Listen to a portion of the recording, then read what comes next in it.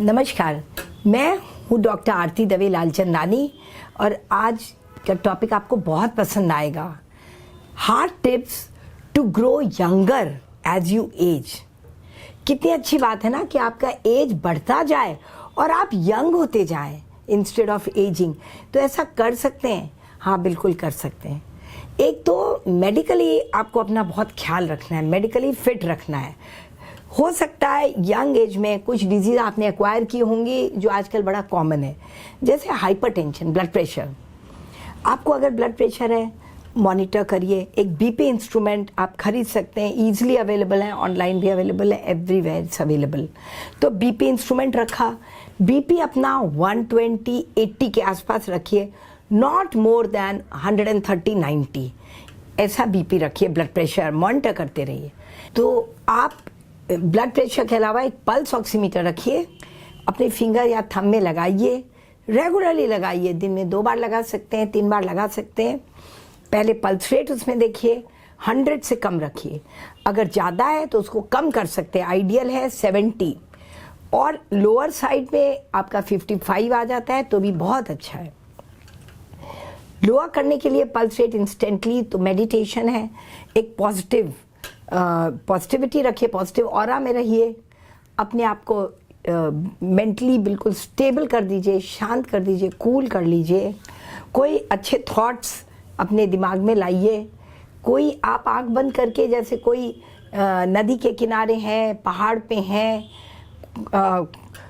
छोटे छोटे जानवर, पंछी, तितलियाँ बाग बगीचे में हैं, ऐसा आप इमेजिन करते हैं तो इमीडिएटली बायोफीडबैक से देखा गया है कि आप बिल्कुल आपका पल्स रेट नॉर्मल आ जाता है और आपके थॉट से आपका बॉडी के जितने डायनेमिक प्रोसेसेस हैं आपका वो कम हो जाता है, स्टेबलाइज हो जाता है। तो ये आप कर सकते हैं। दूसरा, मेडिटेशन से अपने बहुत किसी चीज़ पे कंसंट्रेट करके, थॉट्स को बिल्कुल चैनलाइज करके, किसी चीज़ पे फोकस करके, किसी अच्छी चीज़ पे फोकस करके आप अपना हार्ट रेट कम कर सकते हैं। दूसरी चीज़ है आपका उसमें SpO2 आता है, ऑक्सीजन सैचुरेशन। ऑक्सीजन सैचुरेशन अगर आपका 92 आ रहा है, उससे कम आ रहा है, तो आप थोड़ा डीप ब्रेथ्स लीजिए, प्राणायाम करिए, आपका ऑक्सीजन सैचुरेशन बढ़ेगा। और इस तरह रिपीटेडली आप चेक करिए, 95 के ऊपर रहेगा तो आपका स्ट्रेस लेवल भी कम रहेगा और आप यंगर रहेंगे और आपके एजिंग, ऑर्गन्स की एजिंग, हार्ट की एजिंग नहीं होगी। आपके चेहरा हमेशा खिला रहेगा अगर आपका ऑक्सीजन लेवल ठीक रहे, पल्स रेट आपका लोअर साइड में रहे हमेशा, तो आप रेस्पिरेटरी रेट भी कम रहे, कंट्रोल्ड रहे, तो आपका एजिंग प्रोसेस रिटार्ड होता है। एंटीऑक्सीडेंट्स जो हैं वो प्रोड्यूस होते हैं बॉडी में, गुड हार्मोन्स प्रोड्यूस होते हैं और वो एंटी एजिंग का, ह्यूमरस केमिकल्स का काम करते हैं। तो इन एंटीऑक्सीडेंट लेवल बढ़ाने के लिए भी आपको हार्ट रेट कम रखना है, बीपी कम रखना है 120-80, और ऑक्सीजन सैचुरेशन भी जो आप देख सकते हैं उसको भी बढ़ा के रखना है उसको। इसके अलावा एजिंग ना हो, इसके लिए आपको रेगुलर एक्सरसाइज करना है, मसल्स को एक्टिव रखना है। जितना मसल्स को एक्टिव रखेंगे, सर्कुलेशन रखेंगे, सर्कुलेशन अंदर से बाहर आपके ऑर्गन से लेकर आपके स्किन तक का, आईज है, ईयर्स है, ब्रेन है, हर जगह का सर्कुलेशन बढ़ता है। अगर आप सर्कुलेशन बढ़ा के रखेंगे ऑलमोस्ट पूरा दिन, तो आपके एंटी एजिंग हार्मोन्स वगैरह ज़्यादा सिक्रीट होते रहेंगे और एंटी एजिंग इफेक्ट होता है अच्छे सर्कुलेशन का। अच्छे सर्कुलेशन के लिए आपको एक्टिव रहना है, एक्सरसाइज करना है, योगा करना है और वॉकिंग वगैरह करना है। इवन स्टेशनरी वॉक कर सकते हैं।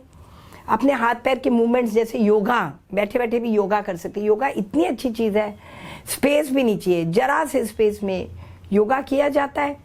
और हाथ पैर के एक्सरसाइजेज, उसमें सूक्ष्म एक्सरसाइजेज एक एक जॉइंट के होते हैं और इवन आपके इंटरनल ऑर्गन्स को भी वो आप अगर टेक्निक जानते हैं तो एक्सरसाइज कर सकते हैं बाय योगिक टेक्निक्स, जैसे कपालभाति है और मंडूक आसन है और इस तरह के कई आसन है। इवन प्राणायाम आपके अंदर से लेकर बाहर तक का सारे ऑर्गन, स्किन तक का आपका एक्सरसाइज हो जाता है प्राणायाम से, अच्छी तरह से प्राणायाम करने से। तो ये सब आप करते हैं, आपका सर्कुलेशन बढ़ता है। सर्कुलेशन बढ़ने से टॉक्सिक वेस्ट जल्दी जल्दी रिमूव होता है, आप डिटॉक्स हो जाते हैं, और भी तरह के जो ऑक्सीडेंट्स हैं वो बॉडी से निकल जाते हैं। एक्सरसाइज करने के बाद आप यूरिन भी पास करते हैं जिसमें कि भी आपको हार्मफुल केमिकल्स रिमूव होते हैं, और एक्सरसाइज करने से आपके इंटेस्टाइन पे भी अच्छा इफेक्ट होता है, कॉन्स्टिपेशन नहीं होता। कॉन्स्टिपेटेड अगर रहेंगे तो एजिंग होती है जल्दी, कॉन्स्टिपेशन नहीं होना चाहिए। उसके लिए भी एक्सरसाइज है, वॉकिंग है, प्राणायाम है, बहुत तरह के आसन है। अगर आपके कॉन्स्टिपेशन नहीं रहे, एपेटाइट अच्छा रहेगा। अच्छे एपेटाइट वालों की एजिंग कम होती है, इसलिए अच्छे एपेटाइट के लिए मूड अच्छा होना चाहिए। अगेन अपने को पॉजिटिव थॉट्स से रखना चाहिए, थोड़ा स्पिरिचुअलिस्टिक होना चाहिए, तब आपको ये कॉमन चीज़ें डे टू डे का जो प्रॉब्लम है, ये तो जीवन और ये शरीर दुखालय, दुख से भरा हुआ है। दुख काटने के लिए, प्रारब्ध पूरा करने के लिए ही आपने जन्म लिया है, शरीर धारण किया है। इसको ओवरकम करने के लिए ज्ञान चाहिए। कौन सा ज्ञान? यही ईश्वर का ज्ञान।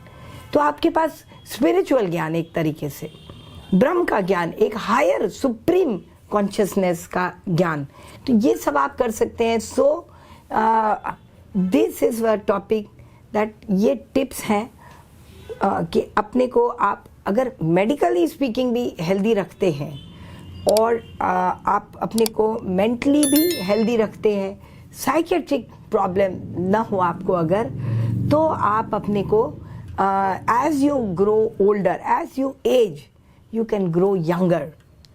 तो इसी के साथ आप हमारे वीडियोस देखते रहिए, लाइक करिए, सब्सक्राइब करिए, स्वस्थ रहिए, खुश रहिए, दिल को संभाले रखिए।